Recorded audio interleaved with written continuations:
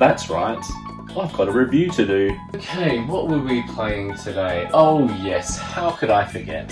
Today, we are continuing on our Halo review series, and this time round we are checking out none other than Halo 3 ODST. Now you might be asking, Russ, why are you heading into Halo 3 ODST before Halo 3? And I'll tell you, because the good friends out there on the internet told me that Halo 3 ODST was the way to do it first, so you get the true story connection. So with that being said, let's jump on in to Halo 3 ODST and see how it sits with me. Halo 3 ODST starts with some stormy opening credits where we discover Earth's highly trained orbital dropship troopers, in other words the ODST, have been assigned to what could be called a near-suicide mission against our old little alien bugger friends, the Covenant. Oh yes, they're back, guys. But we should have no fear, guys, because these troopers are the best of the best of the best. Best of the best of the best, sir! This time round, rather than following Master Chief on a large world-saving adventure, we play as an everyday, run-of-the-mill soldier named Rookie, with the story being set during the time of Halo 2. Originally, Halo 3 ODST was just going to be purely DLC content, and it was actually codenamed, for those that don't know, Halo 3 Recon, and they decided, after having so much content, that they would go with a standalone game, and I'm really glad they did. The opening stage, called The Drop, has the ODST squad dropping into battle over the area of the city of the New Mombasa. But like in previous Halo titles, we run into some issues. The enemy Covenant cruiser ship enters the slipstream while we are descending, and well, let's just say it doesn't end well.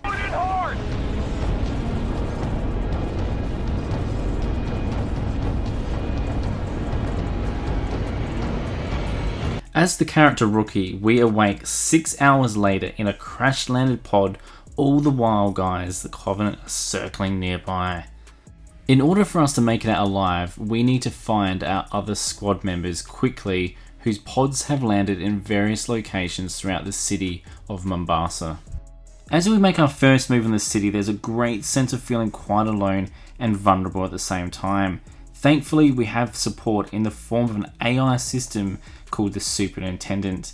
Scattered around the city, the Superintendent not only provides us a companion, but it also helps point us on the right path. As Rookie, you end up kind of being almost like a little detective soldier.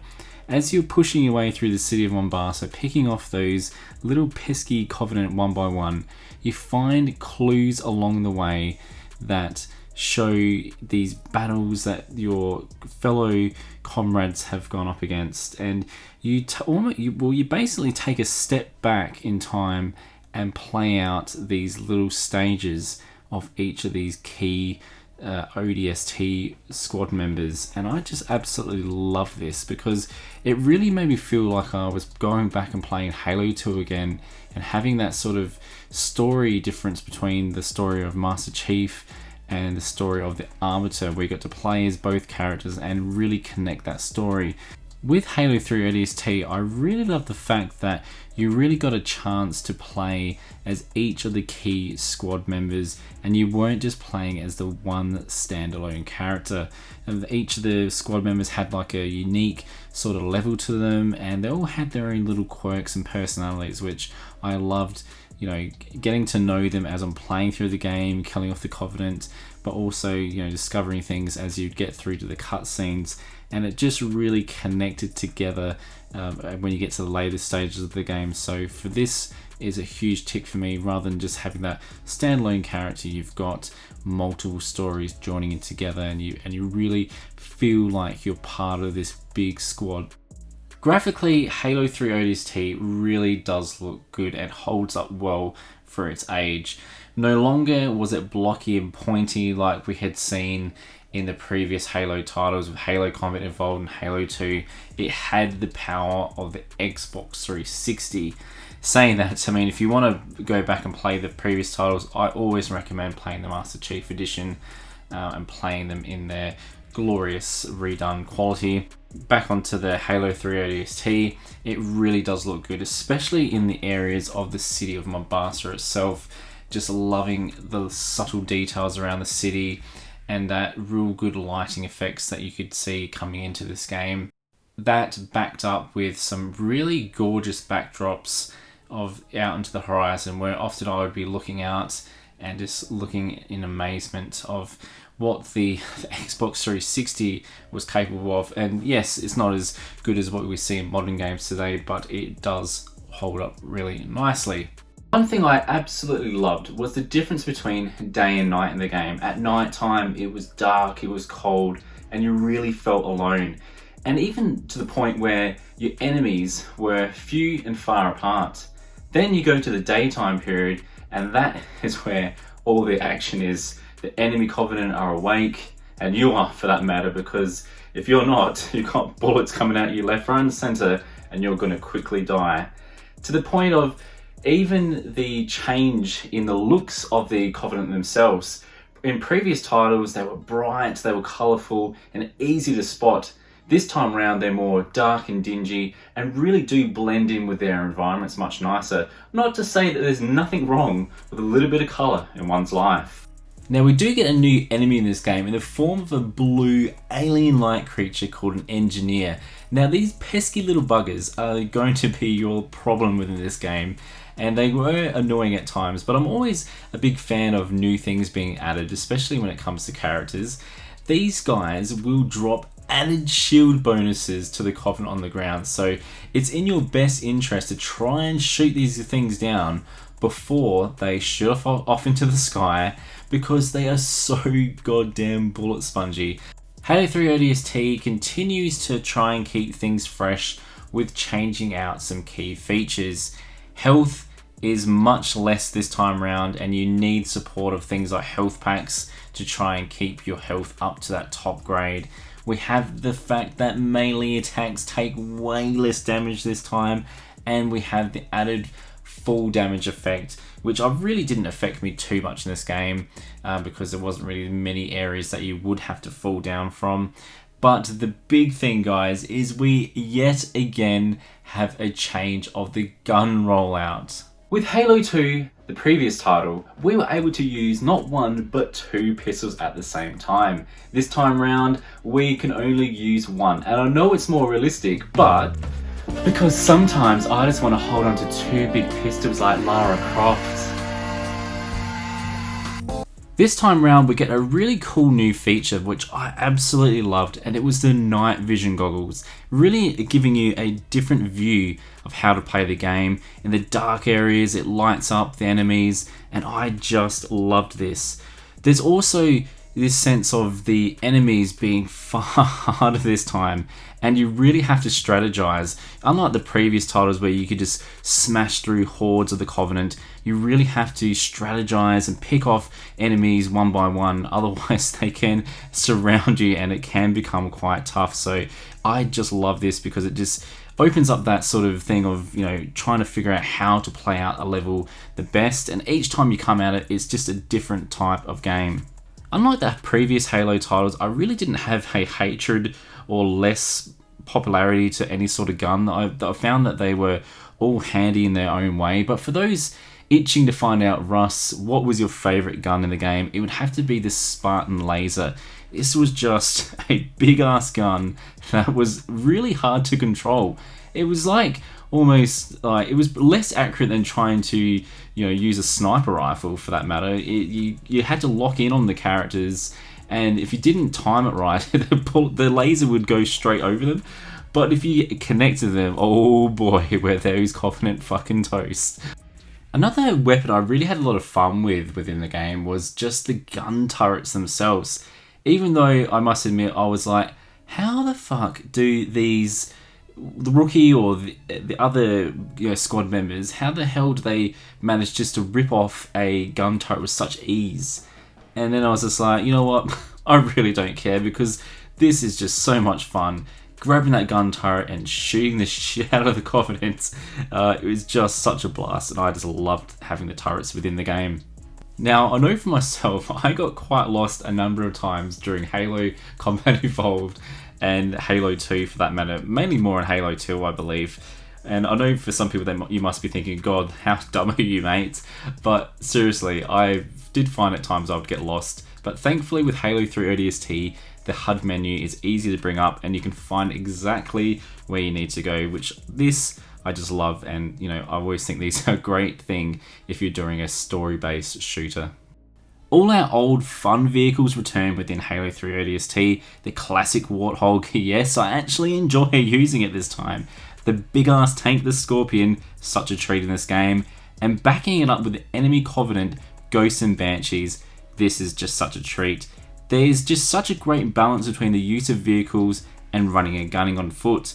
I would have to say this time, I really did enjoy racing around with the Warthog. I mean, come on, check out some of these stunts here, guys. With all the positives, I will say my only real complaint I had within the game was at times you would feel pinned down within certain levels, having to spend quite a long time going through wave upon wave of enemies in one central place, almost like a shooting gallery. For me, I'm never really a big fan of this sort of style, where you're having to hold out a fortress. I know this had been a sort of a thing that we had seen in Halo 2, but this seemed to be more of a thing with Halo 3 ODST, so I really hope, fingers crossed, that there won't be much more of this in Halo 3 when I do that review, but we will find out soon enough.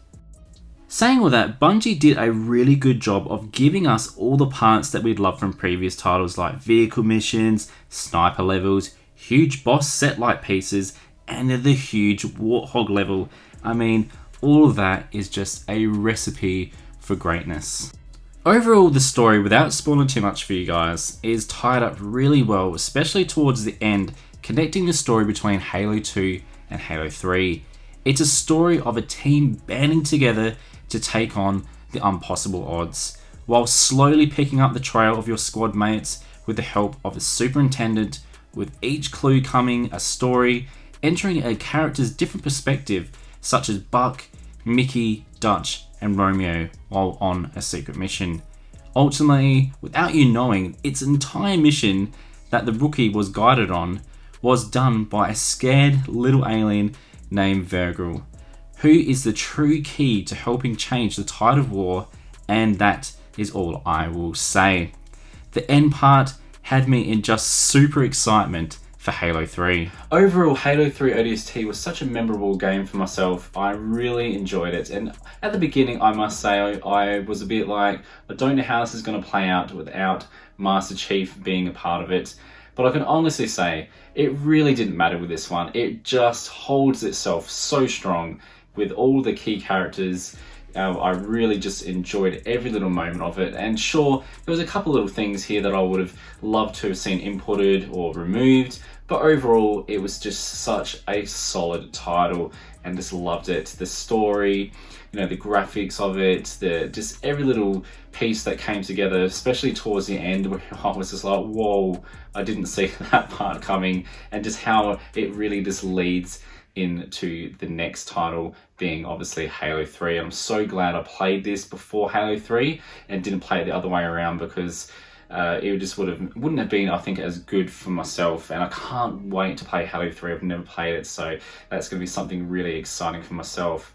Now, for the very first time, guys, we're introducing a new thing into my reviews, and I'm going to tweak this. I want to try and put some sort of graphic behind it, so that'll be my partner Jess's work. She's very good with that sort of stuff, and she will help me in regards to that. But we are starting off the big Gundamruss tick of approval, or the Red Cross of Death, and this may tweak a little bit as we go through with our next lot of reviews.